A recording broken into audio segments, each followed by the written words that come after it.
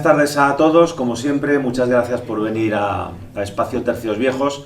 Estamos en un mes de septiembre muy extraño, muy pandémico y muy negro. No sé si viene a colación de esta guerra de papel y esos grandes mitos de que España siempre lo hace todo mal, todo del revés, y mientras los europeos son una auténtica maravilla, parece que los españoles somos una calamidad. En esta ocasión, en la presentación, no quiero extenderme mucho, prefiero darle la palabra a nuestros invitados. El autor del libro, Melquiades Prieto, que creo que la labor que ha realizado de investigación, de documentación en este libro, creo que merece la pena. Personalmente, yo os diré que es uno de los libros que tengo de cabecera. También es una lástima, ya lo haremos también, un mensaje como siempre de apoyo y de recuerdo a Javier Santamarta y esas jornadas de Leyenda Negra, que también este mes de septiembre deberíamos estar todos allí. Y en este caso, compartiendo mesa, tenemos a otro gran escritor que no sé si vais a hacer diálogo, sí, entrevista, sí, pero creo que Fernando... no voy a hacer una presentación de todo lo que he escrito, porque si no directamente me como todo el tiempo. No te preocupes. Entonces, muchísimas gracias a los dos por venir y por estar aquí. Y es todo vuestro. Adelante. Gracias. Gracias. Pues nada, vamos a empezar. La guerra de papel, origen iconográfico de la leyenda negra. La guerra de papel. La guerra de papel implica, por supuesto, que estamos hablando de una guerra. ¿Pero por qué era una guerra? Bueno, vamos a ver, ahora estamos muy acostumbrados a las redes sociales, a mandarnos mensajes, a ver televisión, a ver bulos, corregir bulos, a entender que de una noticia hay una media verdad. En aquel momento al que nos referimos, que es exactamente 30 o 40 años después de la invención de la imprenta, se desarrolló de tal modo ese ingenio que se desató lo que los historiadores han llamado guerra de papel. ¿En qué consiste? Exactamente, en tirarse los papeles a la cabeza. Es decir, quien tenía la posibilidad de imprimir mejor y más rápidamente, inundó el mercado. Lo que ahora conocemos como cualquiera de las grandes redes sociales. Lo que pasa es que entonces era tan nueva que ni tan siquiera se sabía que eso existía. Cuando ciertos poderes, que ya podemos hablar más adelante, se dieron cuenta del potencial que tenía ese mundo de la imprenta, hicieron de ello su arma principal, aunque no quiero ni mucho menos decir que no se contendiera en el campo bélico, en el campo diplomático, en todo tipo de propaganda y publicidad, pero como digamos que por primera vez se utilizó el papel como efectivamente una bala, como un proyectil. Toda guerra implica, por supuesto, un enemigo. Y en este caso, ¿cuál era el enemigo latino? No, el enemigo aquí es muy sencillo, es España, es decir, es la monarquía hispánica. No hace falta que ahora hagamos un remedio de la historia española, pero pongámonos en situación: reyes católicos, la imprenta se extiende por toda Europa, lleguemos hasta la Paz de Westfalia, han pasado aproximadamente 150 años, son los 50 años en los que el poder hegemónico de la monarquía hispánica se impone en lo que llamamos mundo occidental, y esto que no estoy contando, no se suele contar todo lo que es la ampliación de las Indias, es decir, que el enemigo era común. Si miras los intereses de Francia, resulta que chocaba con la monarquía hispánica, pongamos por caso, en Italia. Si miras Italia, resulta que el Papa, aparte de tener muchos intereses religiosos, también tenía como enemigo a la propia monarquía hispánica. ¿Qué vamos a decir de los príncipes alemanes, de los rebeldes flamencos, de la incipiente Inglaterra y después poderosa Inglaterra? El enemigo era la monarquía hispánica. Pero lo hicieron muy bien, ¿no? Porque se trataba sobre todo de demonizar a los españoles en su conjunto, ¿no? Entonces, pues nos tacharon de todo, no solamente de crueles, y de salvajes, y de analfabetos, y no sé qué, sino que además, bueno, pues incluso desde un punto de vista racista, pues eso les olvida. Precisamente nos tachaban de impureza de sangre, ¿no? De que estábamos mezclados con judíos y con moros y tal y cual, ¿no? Entonces, la verdad es que hay una... yo a veces me he preguntado si todo esto no parece que esta especie de animadversión no tiene unas raíces evidentemente muy profundas, ¿no? Independientemente, ¿tú crees que esa especie, digamos, de ataque que incluía la xenofobia, el racismo y tal igual, realmente no había ahí algo más contra lo que podríamos llamar España como tal, que era solo político? Bueno, es un asunto a la par paradójico. Por un lado, a todo lo que se llama cultura española del 16 y 17 se le suele atacar llamándola intransigente, pero intransigente especialmente con el mundo religioso y a la vez, especialmente al principio del siglo XVI y todo el siglo completo, a los de origen hispánico, y cuido la expresión de origen hispánico por no decidir castellano, leonés o valenciano o andaluz. A todo de origen hispánico se le acusaba, pues eso, como bien has dicho, de sangre impura. De hecho, los primeros textos reformistas hicieron muchísimo hincapié en unos orígenes, pues, musulmanes, judaicos. Me gusta repetir, porque es una frase redonda, que al famoso Papa Borgia, Alejandro VI, su enemigo acérrimo, el cardenal de la Rovere, pues lo llamaba circunciso, marrano y catalán. Los tres no como adjetivos, sino como insultos, que era el intento que tuvo de desprestigiarlo. Hay que recordar que entonces se jugaba aquello con 16 cardenales, que precisamente Borgia, con la habilidad que otros quisieron negarle, rápidamente, en cuanto llegó a Papa, duplicó exactamente el número de cardenales para poder manejarlo, porque así 32 era más difícil de manejar de 16. Pero enlazando con esto que dices, tú que has visto bien el libro, a mí poderosamente me llamó la atención que cuando justo se produce la tregua de los 12 años, se produce también una especial eclosión de la propaganda antiespañola. Y una parcela de esa propaganda antiespañola utiliza como insulto, claro, además se dibuja así y se señala, se utiliza para hablar de españoles como cerdos. En concreto, en el libro se reproducen varios de esos grabados, y a mí me llamó poderosísima la atención porque, es muy frecuente que aparezcan zorros, que aparezcan lobos, que aparezcan los listos patos o ánades, que esos son los listos, pero específicamente cuando se quiere hablar mal, como insulto imposible de superar, se utiliza la expresión cerdo. Y hay un grabado en el que se señala que a ver si estos cerdos españoles dejan de amenazar el huerto de Flandes, y en concreto hay un pobre cerdo, iba a decir un pobrecito cerdo, sí, un cerdo que corre y en su cintura y enarbolado lo que lleva es el pendón de la casa de Alba. Y estoy hablando de los años del siglo XVII.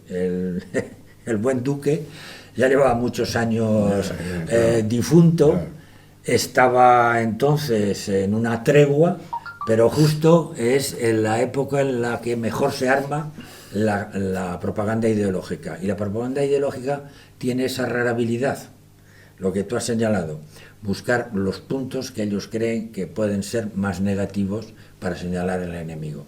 Y ese es uno que es constante en toda la época. Aquí en la introducción del libro mencionas una frase que, bueno, se ha sacado aquí, pero que viene un poco a cuento, de Antonio Muñoz Molina en El País y tal. Dice, cito textual: la democracia española no ha sido capaz de disipar los estereotipos de siglos. Pero bueno, es que no se ha hecho casi nada prácticamente desde el punto de vista pedagógico a escala masiva, digamos, para para tratar de disipar esos estereotipos, ¿no? Yo creo que, sobre todo desde el punto de vista académico, digamos, porque desde el punto de vista académico todavía la mayoría o muchos de los autores que están dando clases para ir por las universidades, pues sabemos de qué pie cojean, ¿no? Entonces, quiero decirte que en ese sentido, sí, lo que dice este hombre, pues tiene razón, pero claro, es que yo creo que no se ha hecho pedagogía real, ¿no?, sobre el tema. Bueno, Fernando, me quieres tirar de la lengua. Es decir, es cierto que la cita la he escogido yo, o sea que inocente, no, por eso te inocente, digo, tampoco puedo ser. Quiero decir con ello, él lo califica de estereotipos. En otros casos yo he utilizado la expresión tópicos, en otros casos he utilizado algunas más graves. Es cierto que es paradójico, pero posiblemente muchos de esos estereotipos donde mejor se han cultivado, donde todavía tienen una fronda más fuerte, es la propia España.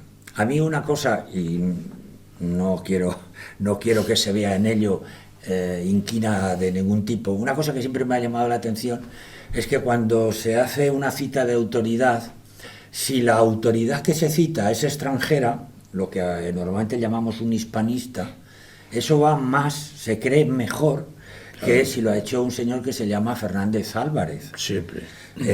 O tiene un apellido común español. Eso habla mucho de que efectivamente quizá algo que nos queda por desarrollar es simplemente aceptar, según bajaba para acá, aceptar algo que ya el común de los países nos tiene. Venía escuchando que ya sabemos todos que cada año se hace la encuesta de la buena o mala fama que tienen los países, las 55 potencias económicas más importantes del mundo. Entonces, según venía escuchando, en los años más duros de la crisis perdimos 4 o 5 puestos, ahora los estamos recuperando, pero resulta que nunca, de los 55, nunca hemos bajado del puesto 20 y que ahora con Austria nos vamos cambiando. Un año Austria está el 12, otro año España está el 13, con una mínima diferencia. Entonces uno se pregunta, bueno, pues si dentro de las 55 potencias económicas más importantes del mundo, por prestigio, España ocupa el 12º, el 13º, pues la cosa no debe estar tan mal. A ver si es que somos nosotros los que opinamos peor. Y justo el periodista, con buen criterio, se lo ha preguntado a la señora que presentaba, lamento no poder decir porque lo he tomado cuando ya se estaba emitiendo, a la señora se le preguntaba, y entonces los españoles, y ella constataba que en general la nota que nos damos los españoles es peor que la que nos dan todos los demás países.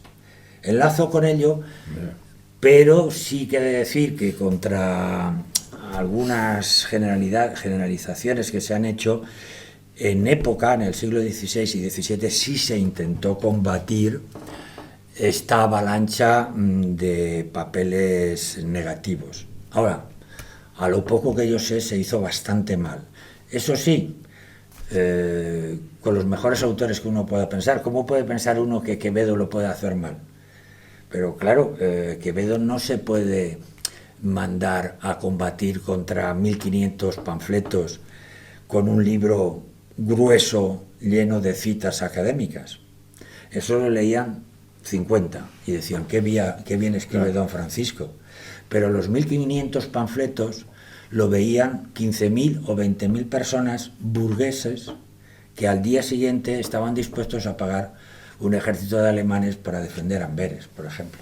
Claro, está bien visto. De todas maneras, la contraofensiva esta, que efectivamente se dio por algunas cabezas muy notables, como los que has citado tú y tal, lo que sí creo es que, o parece, que contemporáneamente ha tenido muy poca continuidad, por no decir nada. Es decir, ayer donde yo quizá achaco más el efecto que señalábamos ahí, es decir, la falta de pedagogía, de formación, digamos, pedagógica, sobre pero un tema tan gordo como hay que verlo desde origen. Cuando el príncipe de Orange publica pues su alegato contra España. Al año siguiente se publica otro en defensa de España. Pero vuelvo a insistir, estamos, voy a decir, los que ahora nos interesamos por este tema, vemos que el Antijobio estaba, pero el Antijobio estaba manuscrito. ¿Quién demonios iba a leer eso más que pasándolo uno al otro, y después 300 años más tarde lo descubrimos? Es decir, que no debió tener mucha difusión. En cambio, todos los que tenían mucho interés en hablar de la crueldad española, bien se cuidaron de traducir mal el título de Bartolomé de las Casas. Es decir, si ya bastante de por sí es la breve historia de la destrucción de las Indias, si ya de por sí eso ya habla de la destrucción de las Indias, si además se le añaden adjetivos, se les cambia determinadas expresiones y se le añaden otras, y se le ponen prólogos, y se le añaden comentarios, y en el mismo título dice, ojo que os va a ocurrir a vosotros lo mismo. Contra eso es lo que no sé. Me ha llamado la atención, de todas maneras, el prólogo de las primeras líneas de tu libro, que además entras en materia de una manera muy radical, en el buen sentido de la palabra, y es que, en definitiva, lo que estamos viendo y lo que se deduce y lo que tú prologas ahí y expones al principio del libro, es que esto de la leyenda negra en realidad no es una materia del pasado. No es que estemos hablando aquí de una cosa que ya se ha superado y que ya pues se puede, es una curiosidad arqueológica y tal.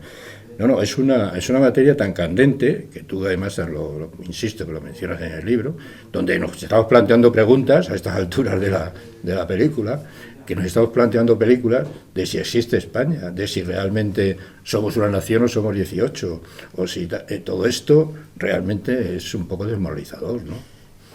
Bueno, es evidente que en la presentación yo traslado también mi estado de ánimo, es decir, si cuando tú y yo nos conocimos nos hubiéramos planteado hacer un libro sobre la leyenda negra, es posible que en mi papel de editor te hubiera dicho, bueno, Fernando, parece que eso ya no tiene tirón público. Claro, estoy hablando del año 2003 o algo así. Sí. Bueno, pero pasa el tiempo, es verdad que llega el año 7, 8, 9, 10, 11, esos años donde la economía se va al garete, el estado de ánimo de la nación parece empezar a dudar de sus propios convencimientos, y si nos faltaba algo, pues una parte del estado de la nación o del país pretende secesionarse, independizarse. Bueno, ¿hay algo que ponga más en duda nuestro estado de nación, que unos cuantos quieran irse, iba a decir yo, a la pata a la llana, sin más?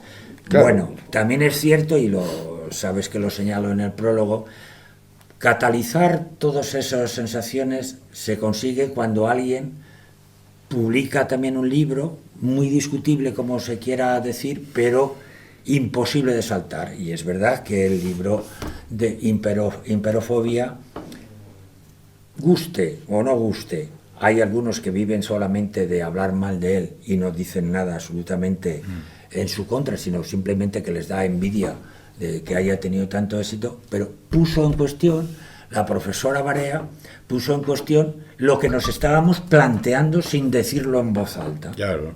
Entonces, eso ha vuelto otra vez a hacer una revisión. Curiosamente, por lo que yo leo, por lo que veo que se publica, digamos que en universidades no españolas, hay un buen número de descendientes de españoles o de españoles que ocupan puestos académicos muy importantes, y hablo especialmente de los Países Bajos, valga Holanda para entendernos, prestigiosas universidades, que están cuidadosamente contando de nuevo esa historia que nacionalmente no se podía contar.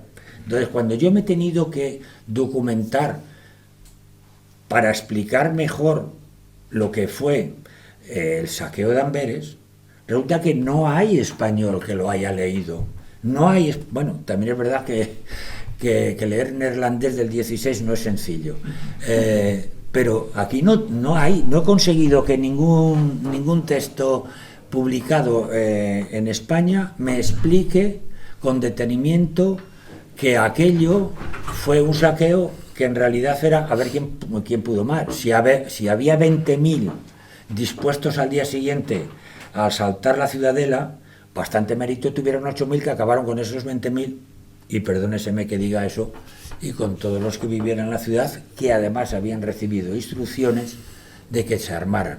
¿Lo digo yo? No, lo cito. Lo cito del profesor Fagel, que no es precisamente español y que es profesor de la Universidad de Leiden, no precisamente la de Madrid o la de Sevilla o tal. Pero volviendo un poco a esto de la imperiofobia que has mencionado antes, lo que sí llama la atención, por lo menos a mí, de una manera, creo que es evidente, es la persistencia, digamos, de la leyenda, ¿no? Es cierto que ha habido imperiofobias de otros países y tal, pero no han durado mucho, es decir, o han tenido una etapa histórica bastante limitada, digamos, ¿no? La misma Francia, bueno, los países anglosajones, tal, todos han tenido su leyenda negra, pero lo que llama la atención en el caso de España es la persistencia de la leyenda, ¿no? Porque estamos hablando del siglo XV prácticamente, que es cuando empieza la leyenda negra en Italia, ¿no? Hasta nuestros días. Y tenemos el ejemplo del 98, de la catástrofe del 98, que también nos pilla solos frente al mundo. Es curioso porque, claro, es decir, la derrota militar española, por entendernos, pues se produce en unos momentos, como sabes, rodeados de enemigos por todos lados y tal, pero estábamos prácticamente solos, bueno, menos el imperio, que los pobres estaban ahí arrinconados y no podían hacer mucho y tal. Y el 98 se vuelve a repetir la historia, ¿no? Nos pilla solos, es decir, no hay ni una sola potencia que apoya a España en estos momentos frente al poderío norteamericano, que ya se veía llegar, que era anglosajón por otra parte, con la gran alianza esta de los británicos y tal. Bueno, yo en realidad la pregunta va en esa dirección, o la observación va en esa dirección, ¿no? ¿Por qué esa persistencia? ¿Por qué crees tú que es todavía 4 siglos después esa imagen, digamos, permanece y parece inamovible, ¿no? Después de tanto tiempo? Esto es algo que a mí me llama mucho la atención. Yo creo que es una excepcionalidad histórica notable, por lo menos en mi nombre. Es que lo llamamos imperio español, pero es que es el imperio después del de Roma. Es decir, si tuviéramos que medirlo por extensión y por población, seguramente que tendríamos que ir al 1780, cuando más extenso estaba. Claro, también estamos muy habituados a que se nos haya dicho Austrias mayores, Austrias menores, llegada de los Borbones. Parece que a partir de 1598 todo fue ya bajar. Hombre, según cómo se mire lo de bajar, es decir, si se compara lo que estaba bajo la corona española en 1500, en 1600, en 1700, 1780 y lo que tú también has escrito ya en la debacle de 1808, es que fue mucho imperio y mucho tiempo. Y eso es lo que nos define. Cada uno de los territorios que se sintió en algún momento invadido, dominado, influenciado o simplemente rodeado por las fuerzas de la monarquía hispánica, fue capaz de buscar un estereotipo, un tópico, un defecto, un insulto. Los italianos, bien sabes tú, que si entonces todavía la imprenta no tenía la difusión de imágenes, inventaron 3 o 4 expresiones que nos han acompañado porque era como una manera de decir, pero estos bárbaros, ¿cómo demonios nos dominan nosotros? Que sabemos latín, que dominamos Europa con la diplomacia en italiano, que tenemos grandes repúblicas comerciales, pero no hay manera, no se puede hacer nada, ni en el norte de Italia, ni en el sur de Italia, y incluso en Roma, sin tratar con estos bárbaros. De Francia, ¿qué vamos a decir? Si repasamos un poco lo que le pasó a Francia en el siglo XVI, No hay que olvidar que el trozo del sur de Francia parte del actual sur de Francia, pertenecía a la monarquía hispánica. Lo de Navarra estaba ahí, era de principio 1612, 1512, etcétera. Por el norte, parte de lo que era Flandes español es ahora francés, parte de lo que era de los príncipes alemanes también es francés. Bueno, ahí se entremezcla. Es decir, esa sensación de estar cercado por todos los lados, y le faltaba algo, se queda la monarquía hispánica con Milán. Tú has escrito tan bien, y aquí en la sala se reproduce lo que era el camino español. Entonces, Francia no tuvo más narices, se me disculpa la expresión, que llamarnos crueles, tiránicos, opresores. ¿Cómo no? Si hablamos de Flandes, recordemos todos que Flandes eran los Países Bajos alemanes, que Carlos V decide unirlos a la corona hispánica y no a el imperio alemán que deja a su hermano, precisamente el español, Fernando. ¿Qué pasa con Inglaterra? Inglaterra, bueno, éramos parientes, teníamos incluso reyes consortes, pero, amigo, se declara la pelea religiosa, y especialmente el encono de Isabel I con Felipe II, o llamémoslo así, el miedo que tiene Inglaterra de ser invadido, y pone todo su potencial, sobre todo de barquitos, etcétera, a ayudar a los mendigos del mar. Si por el otro lado llegó a ser Felipe II rey de Portugal, acabamos teniendo a la 1640 el problema también con los propios portugueses, que quizá no hayan cosificado tanto el insulto, pero no hace falta que yo recuerde de memoria las gracias que ellos gastan en frases hechas sobre los malos vientos, etcétera, que vienen de nuestra zona. Quiero decir con ello que sí que es cierto que cada uno, bueno, los alemanes todavía suelen decir que no entienden algo cuando hablamos en español. Ya sabéis que la frase hecha es "me suena a español". Entonces no hace falta que nadie venga a explicárnoslo. Eso es una frase hecha que no se pone en 40 como ahora a hacer una campaña. Esas campañas se hicieron minuto a minuto, tardaron 120 o 30 años y perduran las 3 o 4.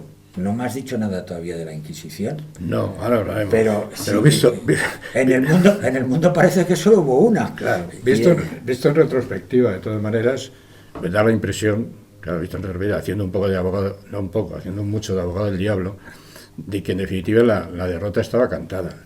Porque en definitiva lo que se trataba aquí es de destruir una idea. La idea imperial de Carlos V, que es en definitiva la que continúa o intenta continuar Felipe II, que es por la que palmamos en Flandes en definitiva, porque en definitiva se trataba de mantener esa idea, como tú sabes, del imperio cristiano, la Europa unida bajo una sola égida cristiana, y la Universitas Christianorum, creo que era la famosa Universitas Christianorum, que es lo que en definitiva la idea básica que movilizaba desde el punto de vista religioso a España, ¿no? Entonces, claro, ya te digo, hace un poco de ver, dices, bueno, es que tardamos 2 siglos en palmar, pero es que realmente una vez que ya surge tres largos, una vez que surge ya el protestantismo, y en definitiva se rompe esa unidad cristiana, que ya ha estado claro que ya no va a volver nunca, y que en definitiva, bueno, pues surgen las nacionalidades, además agrupadas o alrededor de que cada uno, pues cada rey acepte, digamos, la religión que le venga en gana, y que son sus súbditos los que deben amoldarse a la religión y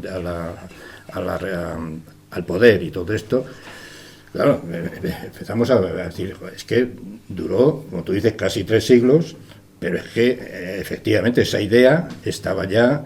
Lo que había que romper era esa idea. Y esa idea es la que se rompe, básicamente. Estoy muy de acuerdo que lo que había que romper era la idea. Y ahí es donde yo creo que básicamente lo que se está defendiendo en Flandes, efectivamente, es que eso no se rompa. Eso lo está diciendo, porque si eso se rompe, entonces el rey de España hubiera pasado a ser un rey más sin ninguna pretensión, digamos, de ecumenismo, y sin ninguna pretensión de imponer una idea cristiana, digamos, al resto de Europa, ¿no? Eso. Hombre, yo soy un entusiasta de Felipe II, vaya por delante.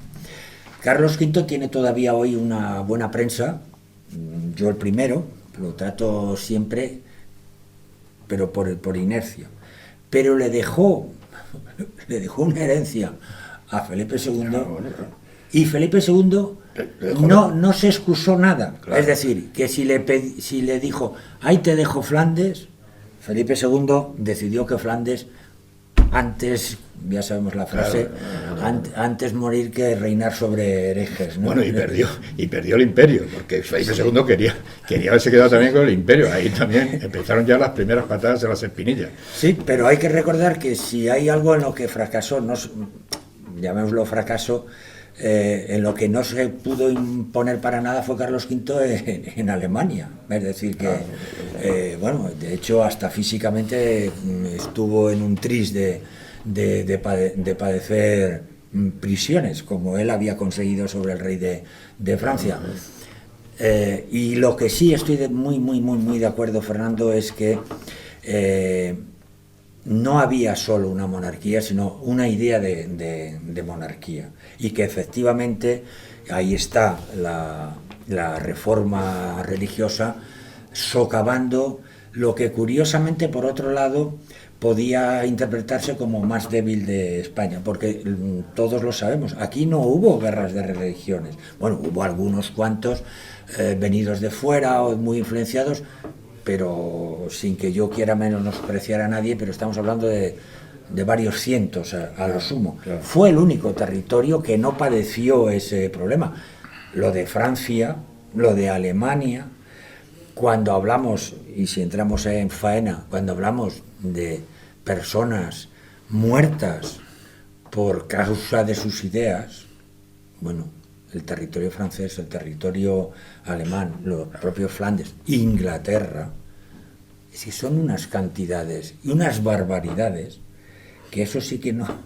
Ellos sí que, digamos, no lo esconden, pero procuran que no hacer ningún alarde de que matando fueron unos artistas. Claro, pero luego están las campañas estas demoledoras, que tú señalas también, que se cebaron sobre todo en América. Es decir, los grabados de Brie se hacen en América. El iniciador involuntario de la campaña pues es uno de los iniciadores, como sabes, Bartolomé de las Casas, y luego el otro gran artífice de la campaña, que es Guillermo de Orange, por supuesto, y aquí en España Antonio Pérez. O sea que de los que estamos mencionando, casi todos los iniciadores de la campaña en realidad eran españoles. Bueno, Guillermo de Orange, ahora decimos que no es español, pero tenía la misma categoría de súbdito, español, sí, claro, de súbdito, como tenía cualquier otro. Súbdito y tal, claro. No cualquier categoría, primerísima categoría. Claro. Recordemos todos que Carlos V, aunque solo sea por una imagen, pero que además es una imagen icónica donde las haya, cuando baja del trono se apoya en el hombro del príncipe de Orange. Claro. Es decir, yo ahí siempre mantengo, recordemos entre todos que cuando contesta Felipe II, dicen muchos libros, creo que erróneamente, que es porque no dominaba francés o no dominaba el idioma político. Yo no suelo estar de acuerdo con eso, porque para leer un texto sí sabía lo suficientemente francés. Recordemos que llevaba dando tumbos por aquellos territorios ya casi 4 años, el tiempo que había estado también en Inglaterra, pero pidió que se lo leyera el cardenal Granvela. Pero yo creo que ahí hay una intencionalidad política, son las dos patas de la herencia de Carlos V. Por un lado está un príncipe alemán, por otro lado la Casa de Borgoña, porque era borgoñés, era de Franco Condado, es decir, que aquello no se hacía humo de pajas, de decir, bueno, tú hablas, o yo, cuando yo baje, que venga uno y me ayude. Aunque es cierto que Carlos V no pegaba carreras por aquello del dolor de los pies, etcétera, que la gota ya lo trabajaba, pero había un gesto ahí que era decir, yo me apoyo en este príncipe, que recordemos todos, un príncipe que nace en territorio luterano, que lo manda a educar el rey Carlos en su corte de Malinas, en el ámbito católico y después va a ser el gran rebelde, padre de la patria. Es decir, es el gran rebelde y el padre de la patria. De todas maneras, volviendo a la leyenda, otra de las grandes lacras, creo yo, de la leyenda ha sido precisamente, ya que estábamos hablando antes de América, que esta leyenda se prolongó en América en las guerras de independencia hispanoamericanas. Ya el simple hecho de que estemos hablando de Latinoamérica ya dice mucho, ¿no? Pero en las guerras hispanoamericanas, para entendernos, lo que se hace es repetir prácticamente lo que ha recitado Bartolomé de las Casas y lo que ha recitado Guillermo de Orange y lo que más o menos Antonio Pérez. Es decir, todo el proceso, digamos, de independencia hispanoamericana repite como loros el asunto de la leyenda negra sin falta de tal. Eso es otro rasgo, otra lacra también que es que el propio origen del libro de Bartolomé de las Casas es de los asuntos que a mí más me han interesado. Recordemos todos que es un opúsculo hecho como, digamos, unos apuntes para ir a una discusión de entendidos que quieren los unos y los otros influir en la corona, especialmente él se lo dedica al que entonces todavía era príncipe, Felipe II, el príncipe Felipe. Es un libro que se publica sin menoscabo en Castilla, circula con toda la libertad, y a él hace ahí, como diría yo, un acopio exagerado de argumentos para pelear con otros teólogos o pensadores españoles, y de hecho, como consecuencia de esa pelea, la monarquía tomó varias decisiones muy favorables a la defensa de los indígenas americanos. 30 años más tarde de que el libro ya circulara, bueno, para ser exactos, 36 años más tarde, alguien avispado en el arte de la propaganda, que esto se nos está olvidando, que hubo verdaderos grupos que lo preparaban bien, dijeron, un español obispo de Chiapas, de Guatemala, nos está dando aquí los argumentos para hablar de lo mal que se portan los españoles, etcétera. Y si se me permite, poco les importaban los indios a los señores que vivían en Frankfurt, o que vivían en París, o que vivían en otros sitios. Lo que les interesaba es achacar ese estilo de conquista a los españoles. Porque no olvidemos que todos los países europeos lo que querían era sustituir a España en Estados Unidos, en lo que llamamos México, en lo que ahora es Colombia y Venezuela, los países tierra firme. Ahí hubo varios intentos, es verdad que a cambio de dinero, para colonizar los alemanes, los Fugger que daban dinero para eso. Es decir, que precisamente los que pretenden por todos los medios sustituir a los españoles la achacan lo mismo que, no hace falta que yo señale, hicieron ellos mucho más gravemente siglos después. Esa situación paradójica de Fray Bartolomé de las Casas, ahora cuento una anécdota. La he vivido yo como editor.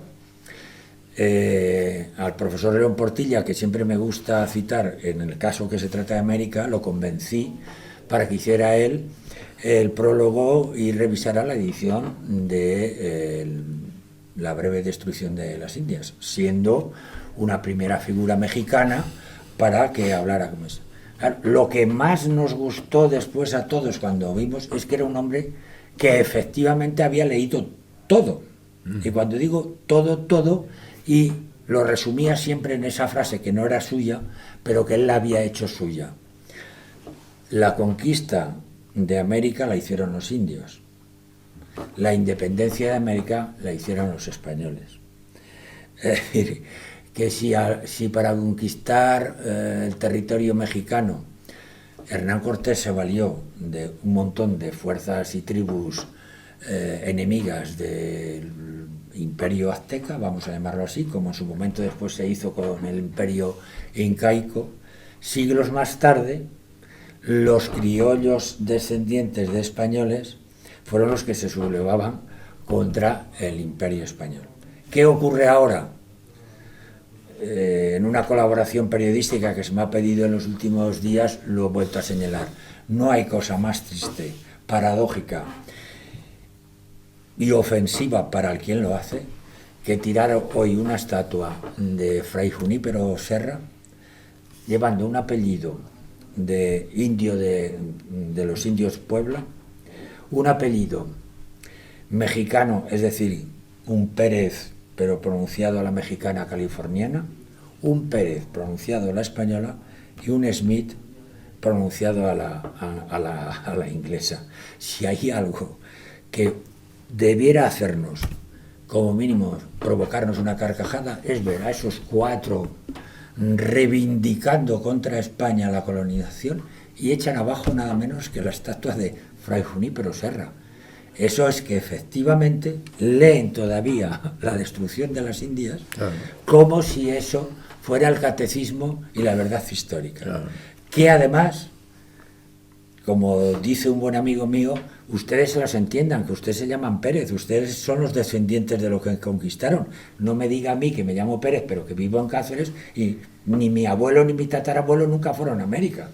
Si usted se llama Pérez o se llama, bueno, es igual, iba a citar el apellido de algún presidente actual de México, oiga, hágaselo ver. López, por ejemplo. Sí, usted es el descendiente del conquistador. Los Prieto, y permítaseme, los que nos llamaban morenos, estamos aquí.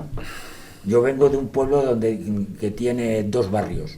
Uno se llama de la Iglesia y otro de los Prietos. No consigo saber si éramos muy morenos cuando se fundó el pueblo. Oye, y no podemos dejar de olvidarnos de la infamosa Inquisición española, sí, claro. Sí, sí. Hablar de la leyenda negra de la Inquisición.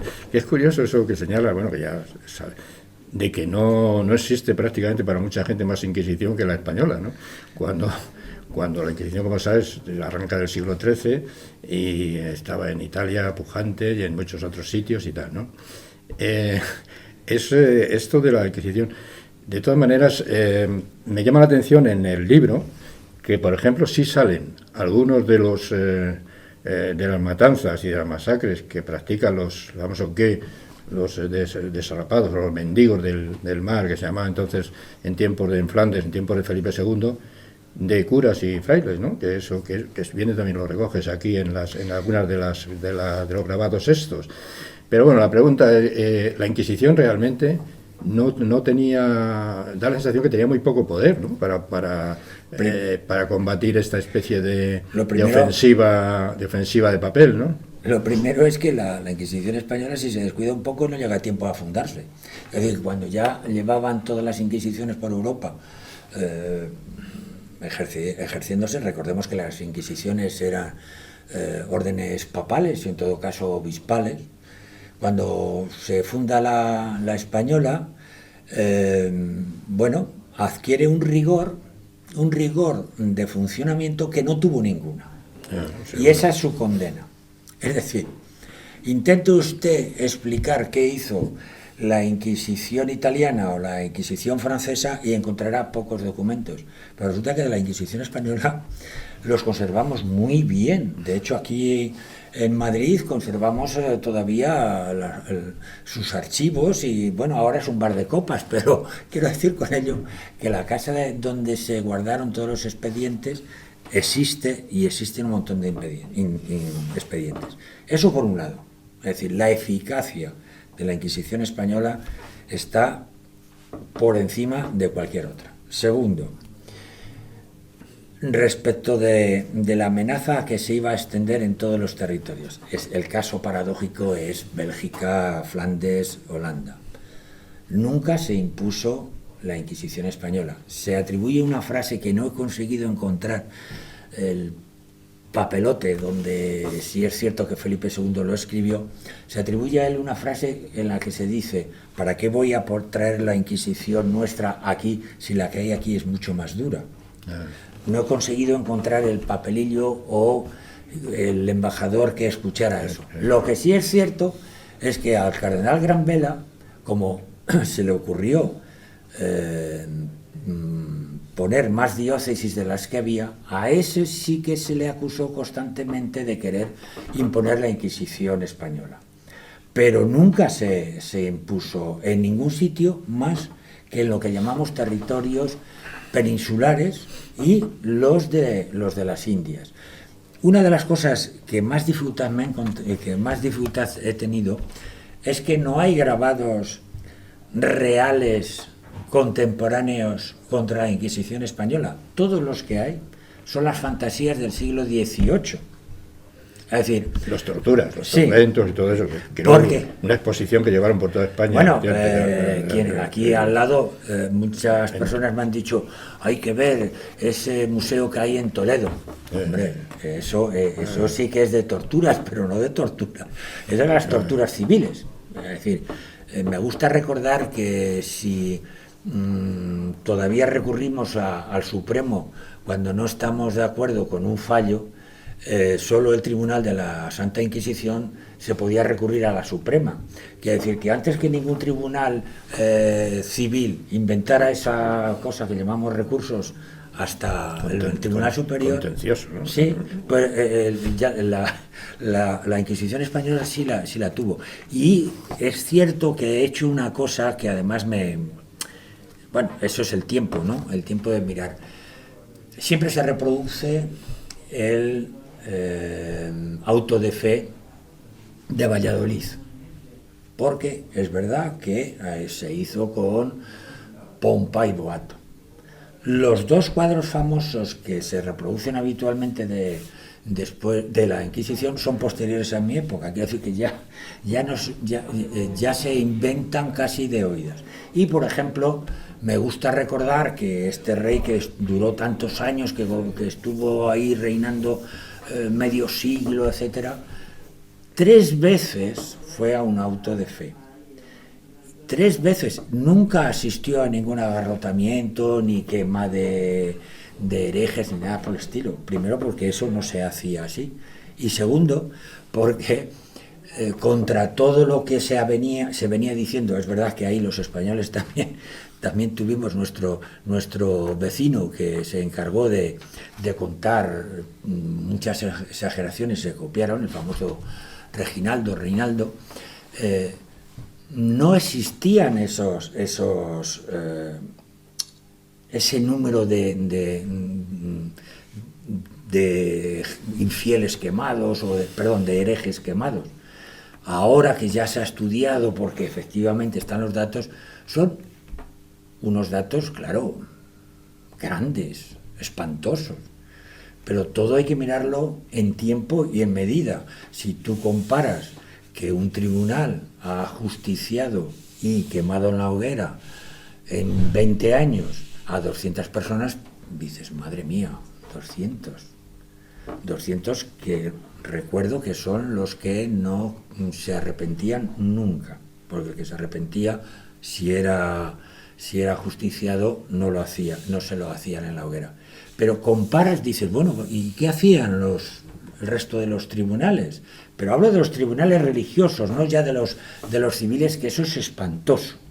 Ya miras los tribunales religiosos y es que cualquier cifra que la compares con ese tribunal de la Santa Inquisición durante 20 años, lo deja bajo. Y ya si entramos en el capítulo de las brujas, etcétera, eso ya...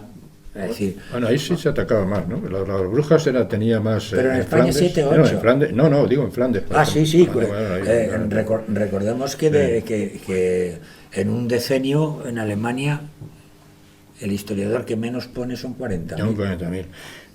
Oye, y volviendo a Italia, el origen, yo creo que nos estamos de acuerdo, el origen de la leyenda antiespañola y todo esto, ¿por qué crees tú que en Italia penetra tan poco, digamos, desde el punto de vista de la propaganda, sobre todo la propaganda está contra la presencia española, leyenda negra y tal? Sin embargo, en Flandes y en Alemania y en otros sitios, pues tiene mucha más virulencia. ¿Qué crees tú por qué Italia? Hombre, yo creo que hay un hecho natural, que es la interrelación que existía entre la península italiana con todo lo que es el frente mediterráneo español. Eso es Roma. Es decir, que eso no se ha interrumpido nunca. Y la amenaza turca, ¿no crees que influye? Efectivamente. Además, te dejo hablar porque, bueno, tú tienes un libro exclusivamente dedicado a ello. No, pero es curioso, sí, es curioso. Pero la interrelación, vamos a ver.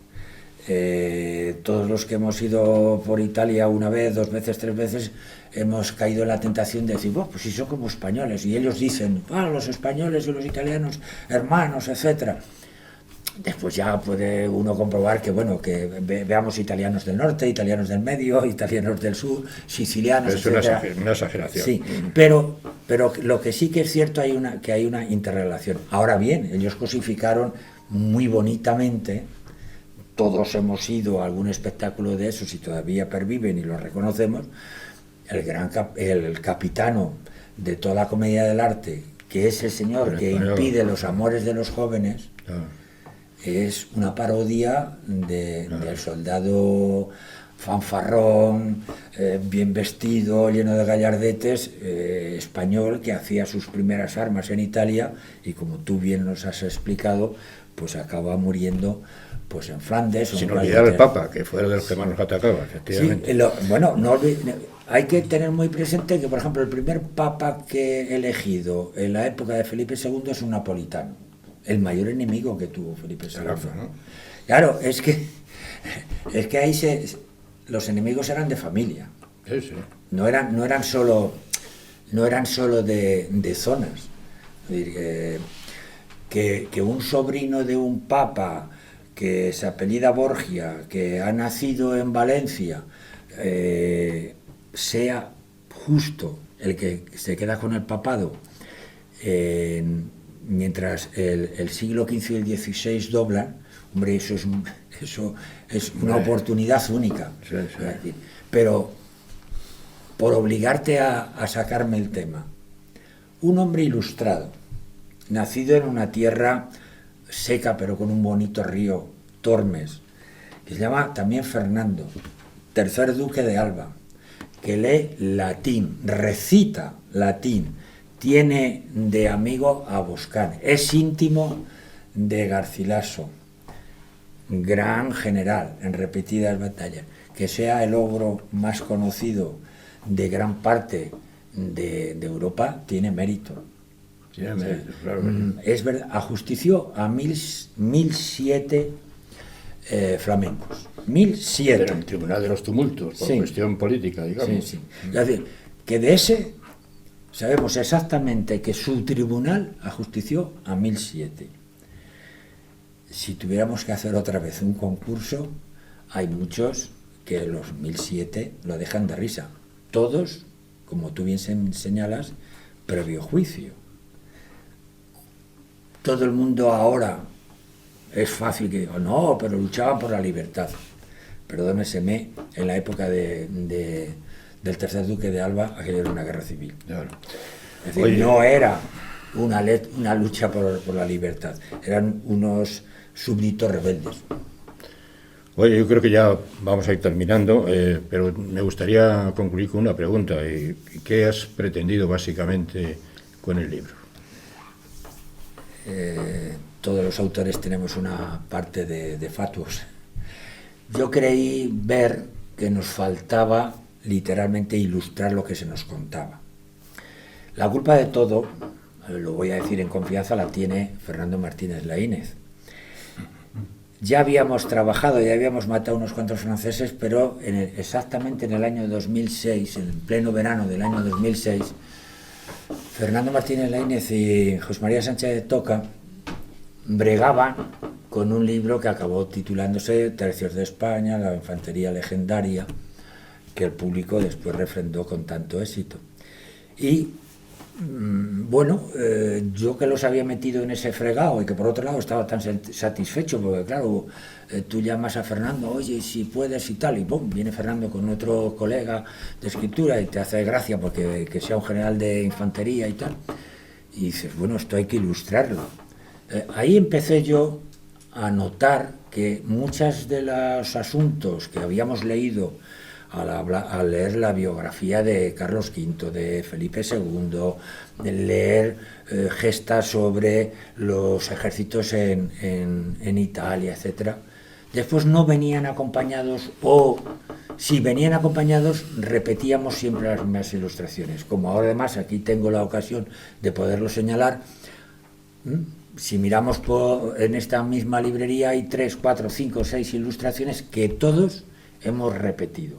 Entonces, como ahí se trataba de ilustrar asuntos militares, nunca me había planteado yo si había gente que se había dedicado a dibujar cómo era un soldadito español en combate, si había cuadros que se pudieran mirar con detenimiento cuando estaban pues haciendo una parada, cuando estaban justo en el hecho de prepararse para el combate, o cuando ya estaban en el combate, o aquel guirigay que se podía uno imaginar de picas, de rodelas, de arcabuces, de artillería.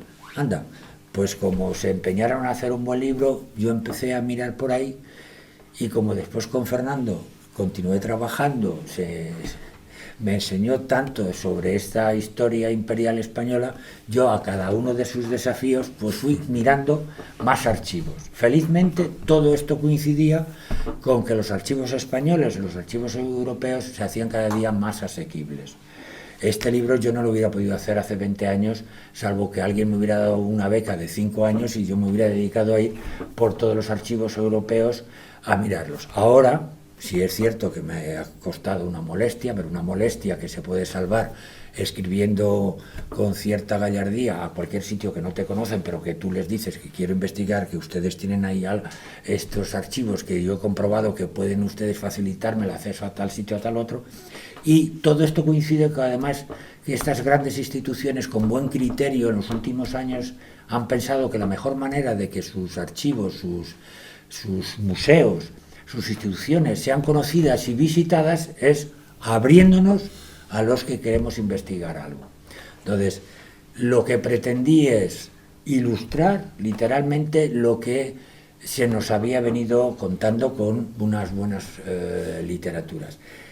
Cuando empecé con ello me di cuenta que también todo eso respondía a una secuencia de grupos propagandísticos. Es decir, cuando uno comprueba que Lutero era un buen agustino, que un buen agustino sabía traducir un montón sabía traducir muy bien las Sagradas Escrituras, pero aparte de necesitar una buena impresión de su traducción, también necesitaba que tuviera unos grandes dibujantes que hablaran mal del Papa. Y claro, lo tuvo. Los libros del Anticristo, donde el Papa sale constantemente zaherido, burlado, etcétera, pues tienen ahí un buen ilustrador. Si sigues adelante, compruebas que, por ejemplo, todo lo que conocemos sobre Amberes y esas batallas, estaba otro gran ilustrador que es Hohenberg, que lo mismo que te ilustraba una ciudad, que te dibujaba magníficamente con lo que le habían dicho, que era Roma, que era París, aunque él no hubiera estado nunca allí, pero lo hacía magníficamente, también ilustraba lo que era una parada militar, lo que había sido una batalla, y a la vez hacía sus pequeñas trampas. En el libro de Fernando ya sale el saqueo de Amberes. Yo entonces fui inocente. De hecho, miré varias veces y me parecía que eran grabados similares, pero dije, bueno, esto es que han utilizado una plancha, estas han utilizado otra plancha. No, con el tiempo y sobre todo en los últimos años me he dado cuenta que cada vez que se hacía una segunda copia, se hacía siempre para poner peor la situación. Es decir, yo invito, por eso el libro tiene un pequeño cartel, hay un cartel que acompaña en el que se ve reproducido ese saqueo de Amberes. Cuantas más veces se reproduce el saqueo de Amberes, menos defensores tiene el ayuntamiento de Amberes. Más crece el incendio de la parte de atrás. Sepamos todos que detrás había un parque, no había casas. O sea, había árboles y se prendieron fuego a los árboles, pero no dijeron vamos a prender fuego, sino que con los arcabuzazos se prendió. Entonces, cuando empiezas a comprobar que en uno de los grabados defienden el ayuntamiento, pues tantos como se supone que podían estar ahí defendiendo, y hay un montón de ventanas que tienen arcabuceros disparando a los que se supone que son españoles. En solo 2 o 3 años casi ya no hay arcabuceros, y 25 años más tarde se hace copia y ya no encuentras ninguno, que parece que lo que está es asomado allí a ver a que lo van a saltar, pero ya ni dispara ni hace por el estilo. Es igual que la presencia de los caballos en la plaza delante del ayuntamiento, es decir, que hay más o menos caballos según se interese en ser más duro o menos duro. Y así con todo. Curiosamente, los grabados más ideologizados se producen en los 12 años de la tregua. A mí eso me ha dejado muy asombrado, porque además hacen unos magníficos grabados sobre lo que ellos llaman la paz. Y entonces en esos grabados hay, por un lado, una magnífica ilustración de la paz con todas sus virtudes, pero el siguiente grabado es unos españoles intentando engañar a los que están pactando la paz. Y dices, bueno, ¿esto qué es? Entonces empiezas a mirar los años exactos en los que se dibujan esas ilustraciones, y resulta que mientras había esa paz se estaba armando ideológicamente algo que no tenía vuelta atrás. Los mejores talleres. Me gusta recordar que Plantin, el prototipógrafo de Felipe II, al que se le encargaban las mejores ediciones para el monasterio del Escorial, ese mismo señor, bajo cuerda, con la firma de su yerno, también publicaba panfletos contra el rey. El mismo rey que le encargaba las obras más caras que solo podía pagar ese rey, pues a él no le importaba que después su yerno, con otra firma, hiciera propaganda. Bueno, si te parece, ponemos punto final a esta charla, no sin antes darte la enhorabuena por este gran libro que has escrito. Que sepan todos los lectores del libro que la culpa la tiene Fernando. ¿Bien? Gracias.